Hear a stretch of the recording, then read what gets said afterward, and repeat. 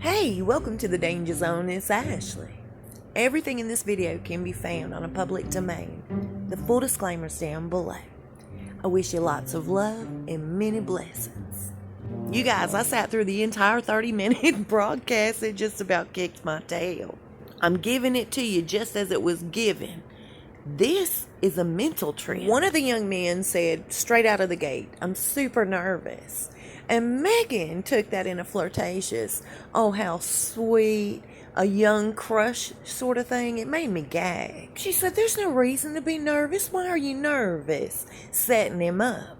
She got really upset with Harry when he said, "Oh, I think we're all nervous." The kid said, "Well, how do you handle your nerves? How do you stay not nervous?" And she said, "You just breathe. Take in a big, deep breath. Breathe."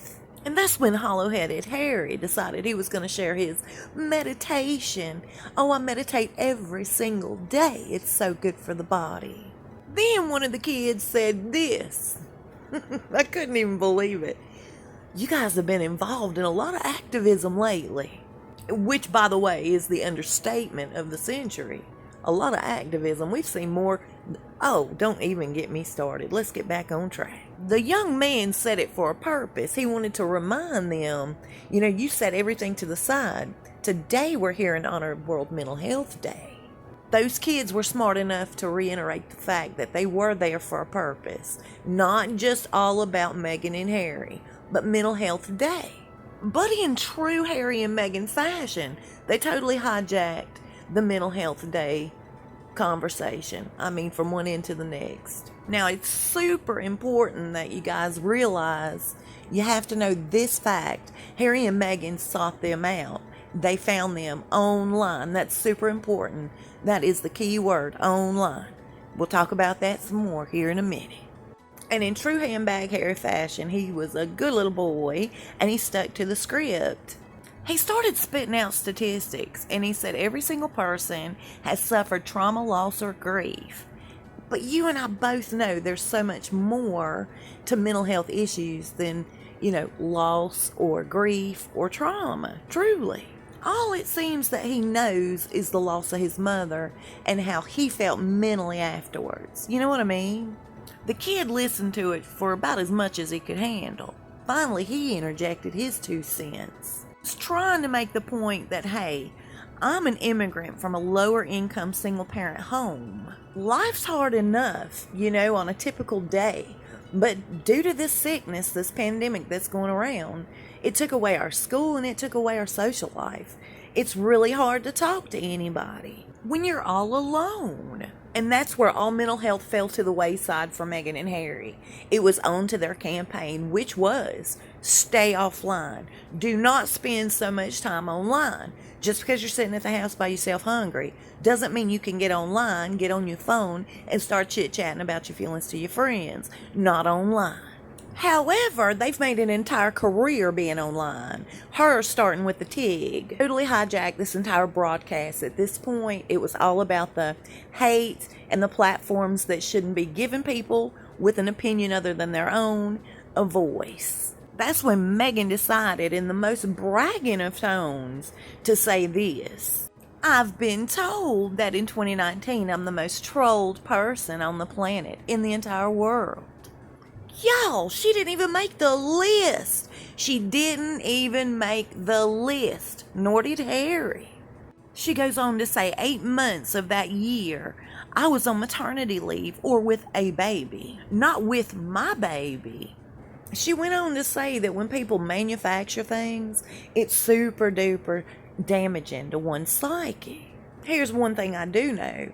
I didn't manufacture the fact that her baby bump changed from 1 minute to the next. It was bigger back in, March than it was in May. I didn't manufacture her throwing a hot cup of tea at somebody. She forgets that, we wouldn't have anything to talk about had she not given us something to talk about.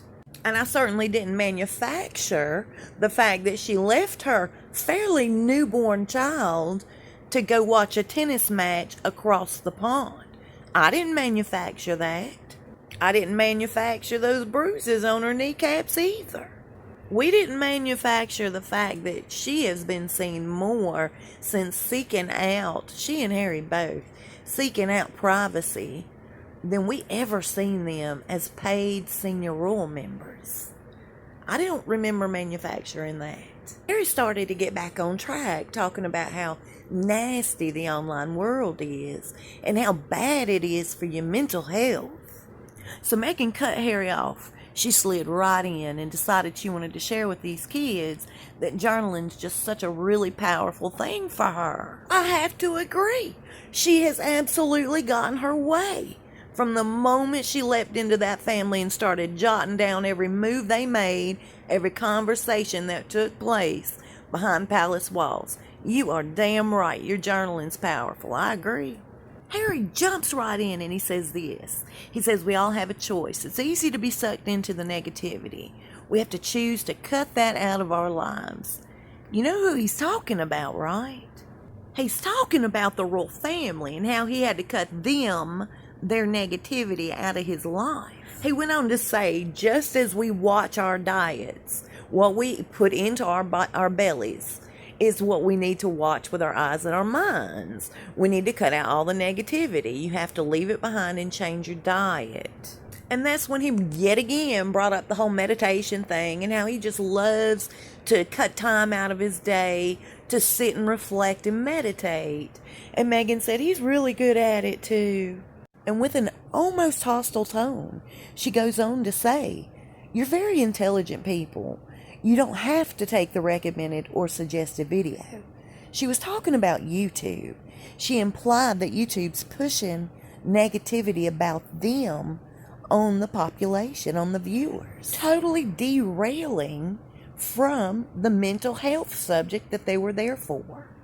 I wonder how YouTube feels about them banging their campaign drum against them. She even used the term rabbit hole. She said if you get online and you search out stuff or you're bored, it'll lead you down a rabbit hole.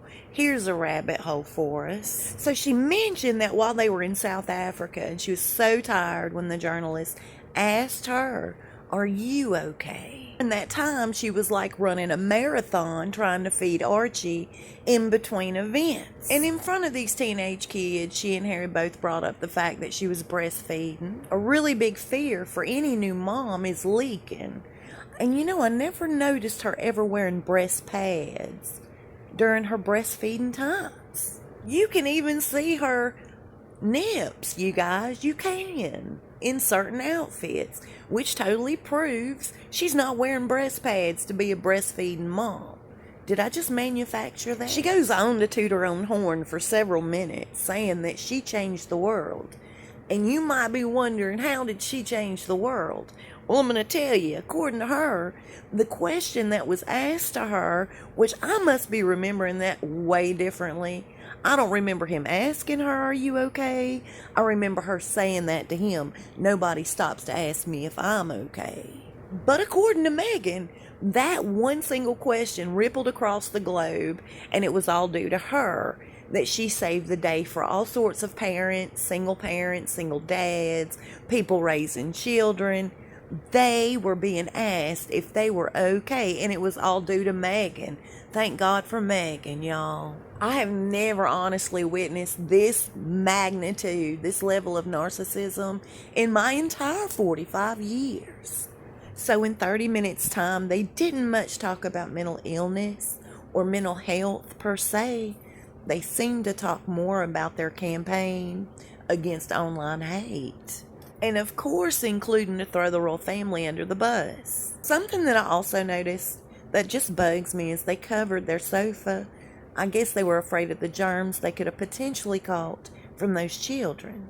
So by them going online and finding these kids and wanting to make a big deal out of this was nothing more than yet another stepping stone that they used. And they didn't make a lick of sense as they did it. So it was a typical Meghan and Harry situation. I will say Harry said one of the dumbest statements I probably ever heard him say before. He told the young kids in this broadcast that they didn't need a doctor to fix their invisible problems. They just needed to reach out to their friends or even strangers when it comes to their mental illness, their mental health.